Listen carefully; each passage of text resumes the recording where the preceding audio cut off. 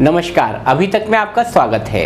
कचहरी में ACGM first court के बाहर अधिवक्ता तथा कुछ व्यक्तियों के बीच कहासुनी के बाद हाथापाई हो गई। घायल अधिवक्ता का जिला चिकित्सालय में मेडिकल परीक्षण कराया गया। कचहरी स्थित एसीजीएम फर्स्ट की कोर्ट के बाहर अधिवक्ता तथा कुछ व्यक्तियों के बीच कहासुनी के बाद हाथापाई हो गई।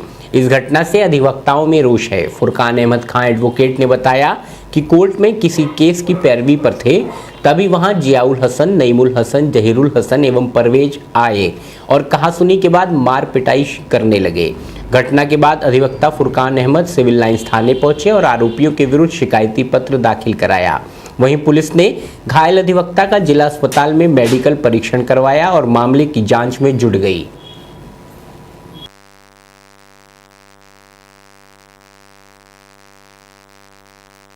थाना मुगलपुरा क्षेत्र में स्थित एक घर में गैस सिलेंडर में रिसाव होने से रसोई घर में आग लग गई। थाना मुगलपुरा क्षेत्र के मोहल्ला बरवलान में गैस सिलेंडर में लीकेज होने के कारण आग लग गई। आग की घटना से क्षेत्र में हड़कंप मच गया। क्षेत्रवासियों ने सूझबूझ का परिचय देते हुए मिलजुल कर आग पर नियंत्रण पाया। बरवलान चौराहे के समीप शाहबुद्दीन का मकान है। खाना पकाते वक्त सिलेंडर में लीकेज होने के चलते रसोई घर में आग लग गई। आग के कारण जरूरी कागजात, वॉशिंग मशीन, नकदी समेत हजारों रुपए मूल्य के सामान का नुकसान हुआ। आखिर इस आग लगने के लिए कौन दोषी है, गृह स्वामी या गैस एजेंसी वाले? आखिर कब उपभोक्ताओं को समझ आएगा कि सिलेंडर लेते समय सिलेंडर की अच्छी तरह से जांच पड़ताल करनी चाहिए? और आखिर क्यों गैस एजेंसी संचालक लीकेज वाला सिलेंडर उपभोक्ताओं को दे रहे हैं? दादी ये सिलेंडर चेंज करने के बाद इसकी जो लीकेज थी उसी से आग लगी है। इस हादसे में क्या नुकसान हुआ? नुकसान घर की जो कपड़े थे, लेडीज़ वगैरह, जेंट्स वगैरह सारे जल गए। मकान के पेपर थे, कुछ कैश रखे हुए 2-2.5 हज़ार रुपये वो जले। जो वॉशिंग मशीन, मिक्सर और फिटिंग घर की। किस कंपनी का सिलेंडर? ये इंडियन। क्या कारण था जो इसमें आग लगी? इसकी लीकेज। आप लोग ने देख के सिलेंडर नहीं लिया था? देख के वो सील लगी हुई थी तो अचानक खोल के बाद लगाया है, फिर उसके बाद चूल्हा ऑन करा है तो तीली जलाते ही वहाँ नोजल के पास आग लगी। शिवसेना कार्यकर्ताओं ने इंपीरियल तिराहे पर गिलानी का पुतला फूंक कर अपना रोष व्यक्त किया। कश्मीर में बढ़ रही आतंकवादी घटनाओं के विरोध में तथा गिलानी द्वारा पाकिस्तानी झंडे लहराने के विरोध में शिवसेना द्वारा गिलानी का पुतला दहन किया गया। इंपीरियल तिराहे पर हुए पुतला दहन में बड़ी संख्या में शिव सैनिक पहुंचे, जिन्होंने जोरदार नारेबाजी करके गिलानी के पुतले को आग लगा दी। इस दौरान जिलाध्यक्ष वीरेंद्र अरोड़ा ने कहा कि जिस प्रकार से उनके द्वारा अमरनाथ यात्रा को 1 माह में समाप्त करने की बात की जा रही है, ये भारतीय संस्कृति के अनुरूप नहीं है। यदि ऐसा ही चलता रहा तो शायद देश का संविधान भी इन लोगों को माफ़ ना करे, लेकिन राजनीति के चलते इन लोगों के खिलाफ कार्यवाही ना होना ही इनके बढ़ते हुए मंसूबों को रोक नहीं पा रहा है। यदि इन पर सख्ती से कार्यवाही की जाए तो इस तरह की बयानबाजी करने से ये लोग बाज आ जाएंगे। इस दौरान बड़ी संख्या में शिव सैनिक मौजूद रहे।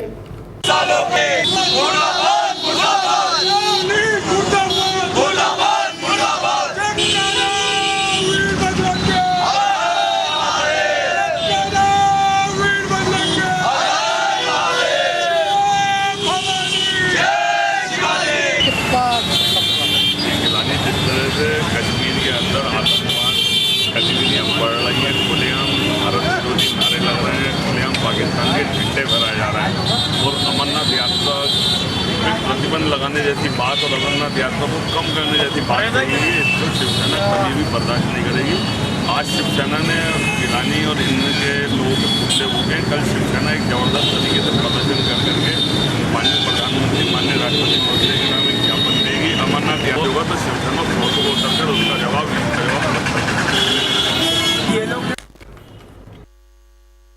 तो वहीं शिवसेना का कहना है कि यदि उनकी मांगें नहीं मानी जाती हैं तो बड़े पैमाने पर आंदोलन किया जाएगा। समाधान में किया गया ये जो कश्मीर के अलगाववादी नेता हैं गिलानी, उनके ये आज पुतला दहन किया गया युवा शिवसेना महानगर और जिला इकाई द्वारा। हम लोगों को मुख्य कारण पुतला दहन करने का यही था कि वो जिस तरीके से अमरनाथ यात्रा को 1 महीने के अंदर समाप्त करने की बात कर रहे हैं, तो क्या अब उन लोगों से हम लोगों को हिंदू रीति रिवाज को पूछना पड़ेगा कि किस तरीके से हम अपनी पूजा करें, किस टाइम तक करें। तो इस विरोध में आज युवा शिवसेना द्वारा यहाँ पे गिलानी का पुतला दहन किया गया था। अगर आपकी मांगे नहीं मानी जाती तो आप इसके आगे क्या करेंगे? तो इसके लिए शिवसेना कड़ा आंदोलन करेगी, सड़कों पर उतरेगी, झंडे प्रदर्शन करेगी। और जैसा कि अभी वीरेंद्र वर्मा ने बताया, हो सका तो अगर हमारे हिंदू भाइयों को कोई बात आई तो यहाँ की शिवसेना पूरी वहाँ में पैदल यात्रा कर। मंडलायुक्त के आदेश पर आरटीओ तथा रोडवेज अधिकारियों द्वारा चलाए गए ओवरलोडिंग वाहनों की चेकिंग के अभियान में विभाग को लाखों का फायदा हुआ है, जिसकी जानकारी संभागीय परिवहन विभाग के प्रवर्तन अधिकारी सुरेंद्र कुमार ने दी। माह जो है इस मुरादाबाद ज़िले में 723 वाहनों को चालान किए गए ओवरलोडिंग, और जिनसे जो है 57 लाख रुपये प्रशमन शुल्क के रूप में वसूली की गई और करीब 15 लाख रुपये जो है करों के रूप में वसूली की गई। और जॉइंट अभियान हमारा चलाया गया ARM के साथ इस माह में अप्रैल में, और उसमें जो है करीब 60 गाड़ियाँ बंद की गई पूरे संभाग में, और जिनसे करीब 6 लाख रुपये करोड़ की वसूली की गई। ये अभियान अब लगातार चलेगा, किस तरह से अभियान चला जाएगा? नहीं, अभियान तो हमारे यहाँ लगातार चलता रहता है, और इस महीने से हम और सख्ती से अभियान चला रहे हैं। सारे ज़िलों में, हमारे 5 जनपदों में बहुत सख्त अभियान चलाया जा रहा है, विशेषकर भार वाहनों की ओवरलोडिंग के खिलाफ। जो भी भार वाहन ओवरलोडिंग करता पाया जाएगा उसके खिलाफ सख्त कार्रवाई की जाएगी, और PDP एक्ट के तहत उनके विरुद्ध FIR भी दर्ज कराया जाएगा। अतः मेरा सभी भार वाहन स्वामियों से अनुरोध है कि वो कतई ओवरलोडिंग न करें अपने वाहनों में। जो उनकी क्षमता है माल ले जाने की, उसी क्षमता के अनुरूप ही वाहन चलाएं, उतना ही माल भरें। 8 मई को महानगर के डॉक्टर्स अपनी 6 सूत्री मांगों को लेकर हड़ताल पर रहेंगे। कॉलेज ऑफ जनरल फिजिशियन के स्टेट सचिव तथा IMA president elect doctor Rajesh Singh ने हड़ताल सफल बनाने की अपील की है। College of general physician CGP के स्टेट सचिव व IMA president elect doctor Rajesh Singh ने बताया कि 5 सूत्री मांगों को लेकर स्टेट IMA ने हड़ताल की घोषणा की है। IMA से जुड़े प्रदेश भर के डॉक्टर 8 मई को हड़ताल पर रहेंगे। क्लिनिक और नर्सिंग होम छोड़कर सड़क पर उतरेंगे। जिले के डॉक्टर IMA हॉल में जुटेंगे, जहां से रैली निकालकर प्रदर्शन करेंगे। इस दौरान सुबह 8 बजे से रात 8 बजे तक OPD और इमरजेंसी सेवा ठप रहेगी। 8 मई को सुबह 8 बजे से रात 8 बजे तक OPD और इमरजेंसी नहीं चलेगी। ये मैं आपको चैनल के माध्यम से मैं ये बताना चाहता हूँ कि 8 तारीख को हमारे Indian medical association UP state ने एक टोकन स्ट्राइक का आह्वान किया है 6 सूत्री मांग को लेके, और हमारे माननीय चीफ मिनिस्टर श्री अखिलेश यादव जी को इसका ज्ञापन भी दिया गया है। तो मेरी पहली मांग हमारे IMA UP स्टेट ने ये कहा है कि मेडिकल प्रोटेक्शन बिल का इम्प्लीमेंटेशन पूरी तरीके से हो। दूसरी मांग हमारी ये है, इलाहाबाद में जो अभी डॉक्टर रोहित गुप्ता जो DM गैस्ट्रोएंटरोलॉजिस्ट है, उन पर कुछ लोगों ने हमला कर दिया था, तो उन दोषियों को पकड़ के और उन पे धारा IPC 325 के तहत कार्रवाई हो। तो उनके अगेंस्ट जो भी FIR हुआ है उसको क्वेश करके सही दोषियों को पकड़ा जाए, तथा हमारे जितने भी नर्सिंग होम्स हैं पूरे उत्तर प्रदेश में, उनका रजिस्ट्रेशन विभिन्न मदों में, जैसे CMO के यहाँ रजिस्ट्रेशन होता है, फिर उसके बाद नगर निगम में होता है, फिर MCI में होता है, फिर PCPNDT तक के अंडर में भी रेडियोलॉजिस्ट का रजिस्ट्रेशन होता है। तो इतनी जगह रजिस्ट्रेशन का कोई औचित्य नहीं रह जाता है। इससे हमारे डॉक्टरों को परेशानी होती है। तथा उनमें उत्पीड़न होने की संभावना बढ़ जाती है। तो अतः उन्होंने ये डिमांड किया है हमारे इंडियन मेडिकल एसोसिएशन यूपी ने कि एक जगह इनका रजिस्ट्रेशन हो, विभिन्न मदों में रजिस्ट्रेशन ना हो। इलाहाबाद में जो भी हमारे कुछ डॉक्टर ने स्ट्राइक करी थी उनके ऊपर FIR करी गई है, उस FIR को वापस लिया जाए और हमारी गत 8 तारीख को टोटल बंद रहेंगे सारे नर्सिंग होम और क्लिनिक्स, ये बंद होंगे। इंडियन डेंटल एसोसिएशन और आयुष की तरफ से भी हमें इसका आश्वासन मिला है कि वो भी हमें इसमें हमारे आंदोलन में सहयोग करेंगे और सुबह 9 बजे से लेकर शाम को 8 बजे तक हमारी सारी चिकित्सा सेवा ठप रहेंगी। और हमने इसके लिए इंडियन मेडिकल एसोसिएशन भवन में एक GBM मीटिंग सुबह 9 बजे बुलाई है, जहां पे मीटिंग होगी तथा इस पर विस्तृत चर्चा की जाएगी। उसके बाद वहां पे जैसा भी डिसाइड होगा एक रैली का भी आयोजन किया जाएगा और एक ज्ञापन हम लोग माननीय DM साहब को और ये सारे 6 सूत्री मांगों को हम उनको सौंपेंगे। मैं यूपी के CGP के सचिव की हैसियत से और इंडियन मेडिकल एसोसिएशन के मुरादाबाद शाखा के प्रेसिडेंट इलेक्ट की हैसियत से सभी नर्सिंग होम और क्लिनिकों को से डॉक्टर बंधुओं से, इंडियन डेंटल एसोसिएशन के मेंबर से, आयुष कि हमारे भाइयों से मैं ये अपील करना चाहता हूँ कि वो हमारे इस आंदोलन में अपना सहयोग करें और तथा मैं उनका आभारी रहूँगा। हमारे इंडियन मेडिकल एसोसिएशन के सारे सदस्य 8 तारीख को सुबह 9 बजे जनरल बॉडी मीटिंग में अवश्य। फिलहाल वक्त है अभी तक में एक छोटे से ब्रेक का।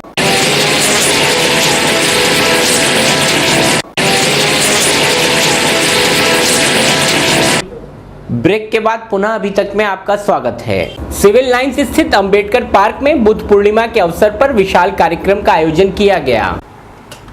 बुद्ध पूर्णिमा के अवसर पर भारतीय बौद्ध महासभा द्वारा एक कार्यक्रम का आयोजन किया गया, जिसमें महानगर के साथ ही जनपद के विभिन्न लोग पहुंचे, जिन्होंने चर्चा करते हुए कहा कि बौद्ध धर्म सभी को एक साथ जीने की कला को सिखाता है। बौद्ध धर्म सभी धर्मों के साथ चलने में विश्वास रखता है। जीवों पर दया करना तथा असहायों की सेवा करना ही सच्ची मानवता है, यही बौद्ध धर्म का सिद्धांत है। इस अवसर पर Deshraj Saini, Netrapal Singh, MP Singh, Mukesh Kumar, doctor AK Singh, Rishipal Singh आदि लोग मुख्य रूप से मौजूद रहे।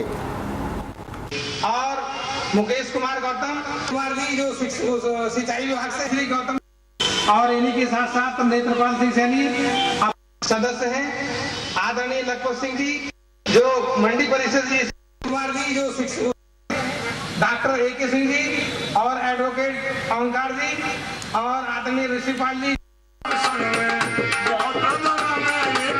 दूसरी बार में काफी फल फूल रहा है, जिस तादाद में फल फूलना चाहिए वो विश्व अस्थमा दिवस की पूर्व संध्या पर होटल मानसरोवर पैराडाइज में एक प्रेस कॉन्फ्रेंस आयोजित की गई, जिसमें डॉक्टर अमित चड्ढा ने अस्थमा पर प्रकाश डाला। विश्व अस्थमा दिवस की पूर्व संध्या पर मानसरोवर में एक प्रेस कॉन्फ्रेंस हुई, जिसमें डॉक्टर अमित चड्ढा ने विस्तार से अस्थमा पर प्रकाश डाला।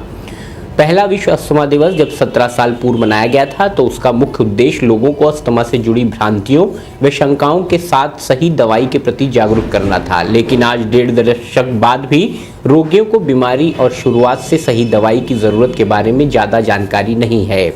आगे डॉक्टर ने बताया कि गौरतलब है कि अस्थमा का जल्दी निदान और उसका समय पर सही इलाज रोगी की स्थिति के लिए बहुत महत्वपूर्ण है। अस्थमा के रोगी अगर सही इलाज नहीं कराते तो उन्हें लगातार अस्थमा अटैक आने का जोखिम रहता है।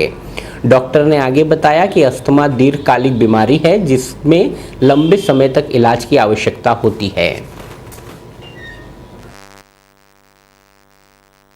नलियाँ हैं उसका एक बीमारी है, जिसके तहत मरीज़ का शरीर कुछ चीज़ों को एलर्जिक होता है और उन चीज़ों के संपर्क में आने से सांस की नलियों में सूजन और सिकुड़न आ जाती है।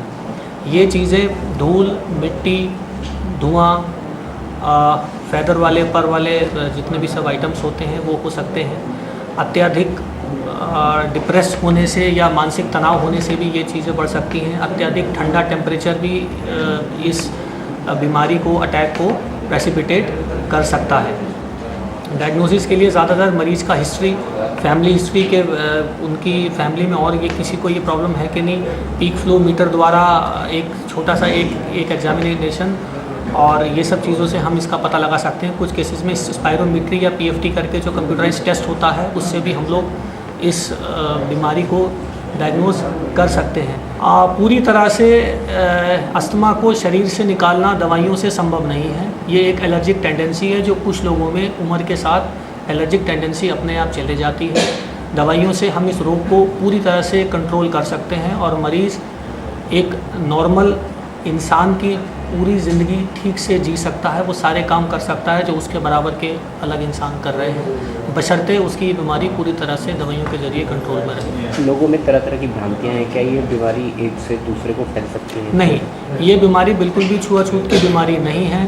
तो एक ही परिवार में अगर किसी को अस्थमा या दमा है तो ये दूसरे किसी परिवार के संपर्क में बैठने से, खाने पीने से, बात करने से ये बीमारी फैल नहीं सकती। हालांकि ये बीमारी आनुवंशिक है और हेरिडिटी तौर पे ये बीमारी माता से बच्चे में या पिता से बच्चे में या आगे ट्रांसफ़र, ये टेंडेंसी ट्रांसफ़र हो सकती है। प्रदेश सरकार आम आदमियों को जिला अस्पताल में सहूलियत मिलने की बात करती हो, पर जिला अस्पताल में मरीजों की सुविधाओं के नाम पर बस खाना पूर्ति हो रही है।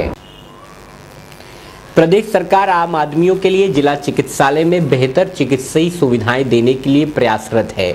विभिन्न योजनाएं युवा मुख्यमंत्री के तरकश से आम आदमियों के लिए निकली भी हैं, पर तस्वीर का दूसरा पहलू ठीक इसके विपरीत नजर आ रहा है। जिला अस्पताल के प्रशासन की लापरवाहियों का खामियाजा आम इंसान को उठाना पड़ रहा है। अस्पताल में सुविधाओं के नाम पर मरीजों तथा उनके तीमारदारों को छला जा रहा है। उमस भरी इस गर्मी में मरीज व उनके तीमारदार बिना पंखों के अस्पताल में रहने को मजबूर हैं, क्योंकि पंखा सिर्फ शोपीस बनकर रह चुका है, क्योंकि लाइट न होने पर ये चलता ही नहीं। आखिर अस्पताल प्रशासन लाखों रुपए डीजल के नाम पर कहां गोल कर रहा है, ये एक प्रमुख या बड़ा सवाल सामने आ रहा है।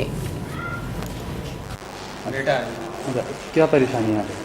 लाइट नहीं, पंखा आपने लाइट आई नहीं रही यहाँ पे, पंखा बत्ती का परेशान हो रहा है। किसी से शिकायत करें आपने? किसी से शिकायत करें आप डॉक्टर वॉक्टर? हाँ, सिस्टर से क्या बोलेगा, बत्ती सही होगी, ये है वो।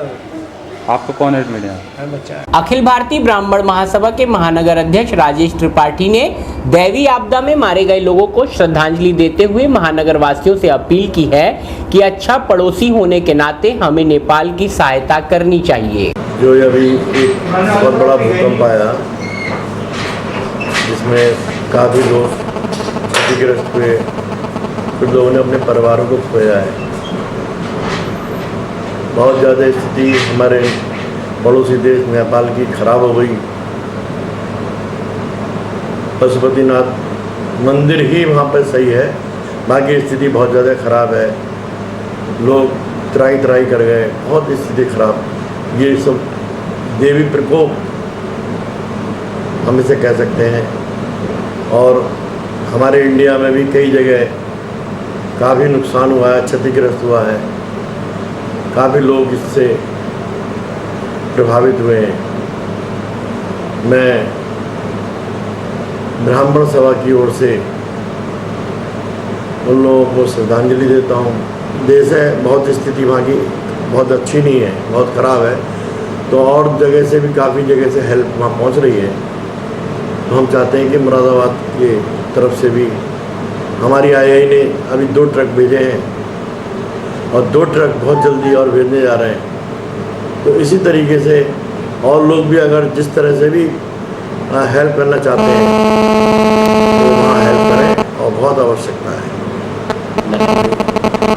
वक्त है एक छोटे से ब्रेक का।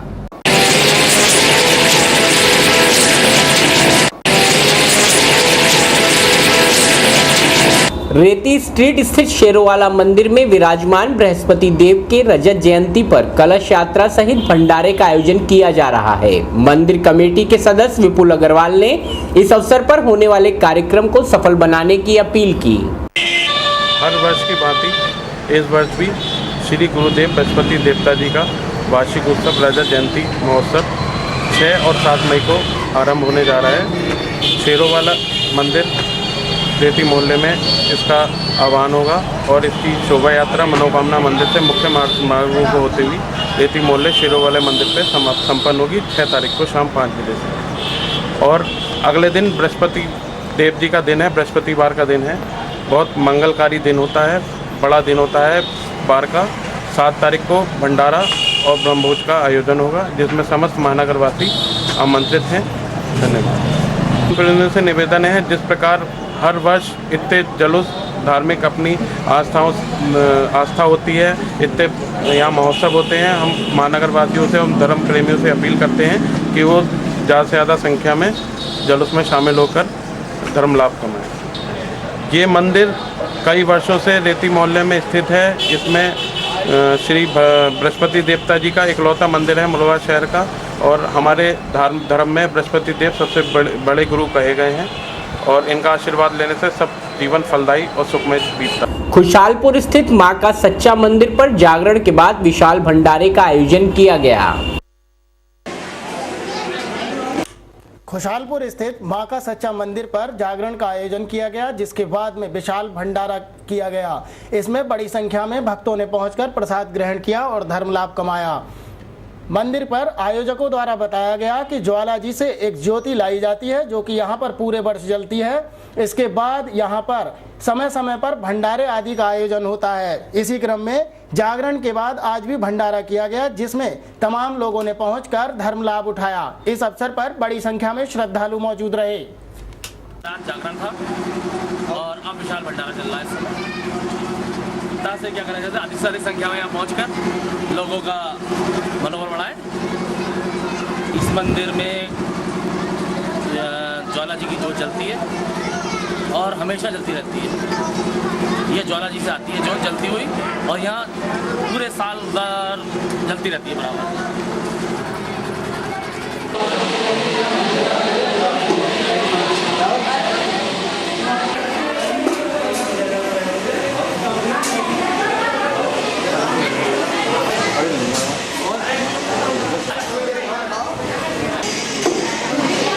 मां का सच्चा मंदिर पर राजस्थान से पधारे श्रद्धेय श्री 108 बाल योगी महंत रूपनाथ जी महाराज ने भक्तों को मानव जीवन के महत्व पर विस्तार से बताया।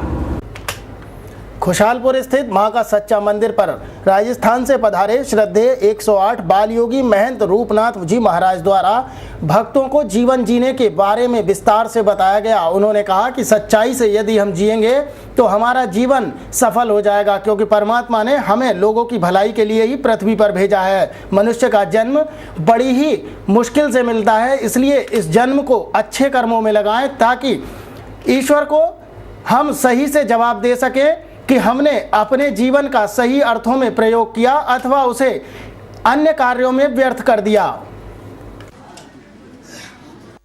हम राजस्थान गोगामेड़ी गोरखटिला व्यवस्थित स्थान बागड़ धाम बोलते हैं, जहारवीर गोगा जी महाराज की क्रम भूमि।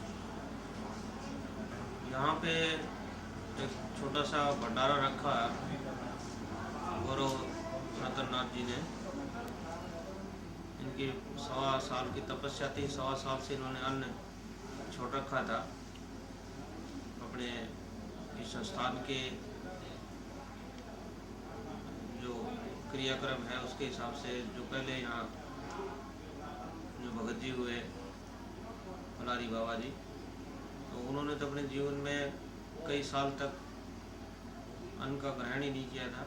तो उसी क्रिया पे चलते हुए उनके पोता है तो इस गद्दी के महंत बनाए गए हैं। उन्होंने 1.25 साल से अन्न छोड़ रखा था और 1.25 साल के बाद में माँ की कृपा से उन्होंने माँ का एक छोटा सा जागरण किया और भंडारा किया। उसके बाद में इन्होंने आज से अन्न ग्रहण शुरू किया है। उसके उपलक्ष्य में भंडारा था। प्रकृति अपने नियम से चलाती है। प्रकृति में जो भी उथल पुथल होता है वो प्रकृति अपने हिसाब से चलाती है। इंसान के कोई बस की बात नहीं है कि इंसान तो आज हर इंसान ये चाहता है कि मैं ऐसा बनूं या ऐसा बनाऊं या ऐसा करूं वैसा करूं, लेकिन प्रकृति का जो नियम है, प्रकृति के नियम से प्रकृति अपने हिसाब से सबको चलाती है और प्रकृति का नियम ही सब लोगों को मानना चाहिए। भटकाव तो हर युग में होते रहे हैं युवाओं में, लेकिन ठोकरें खा करके ही संभलना इंसान का काम है, उसकी आदत है, उसकी फितरत है। ठोकरें लगेंगी तभी वो संभलेगा, ठोकरें लगेगी नहीं तो संभलेगा कैसे? वो तो प्रकृति का नियम है ना, प्रकृति जो अपने हिसाब से चलाएगी उसी हिसाब से चलना पड़ता है इंसान को। तो प्रकृति को हम कहाँ तक दोष दे सकते हैं? इसमें कोई पारिवारिक दोष नहीं है प्रकृति का। प्रकृति कभी दोषित नहीं है, माँ कभी कुमाता नहीं होती है, वैसे प्रकृति हमारी माँ है। तो प्रकृति जैसा इंसान को चलाना चाहती है वैसा इंसान चलता है। तो सामाजिक परिवेश का क्या असर पड़ता है परिवार पे? परिवार पे ऐसा है कि एक परिवार होता है, बहुत बड़ा परिवार होता है, तो परिवार में ये जरूरी नहीं है कि हर आदमी भगत बने। अगर परिवार में हम 20 आदमी है, उसमें एक भी अगर सच्चा सेवक बनता है मातृभूमि की सेवा करने के लिए, तो उस पूरे परिवार को वही तार लेता है। सभी धर्म प्रेमियों से क्या संदेश देना चाहेंगे? हम तो यही संदेश देना चाहते हैं कि अभी ये भारत भूमि है, अपनी मातृभूमि है, सब इसमें मिलजुल के रहें, प्रेम से रहें और एक दूसरे का साथ दें, एक दूसरे की मदद करें, प्रेम से शांति से अपने अपने जिसमें भी हमें प्रभु ने जन्म दिया है, चाहे वह कोई समाज हो, किसी पर धर्म हो, उसके अंदर सब अपने अपने खुश रहें। तो ये थी अभी तक में आज की गतिविधियां। इसी के साथ बीपी उपाध्याय को अभी तक की पूरी टीम के साथ दीजिए इजाजत। नमस्कार।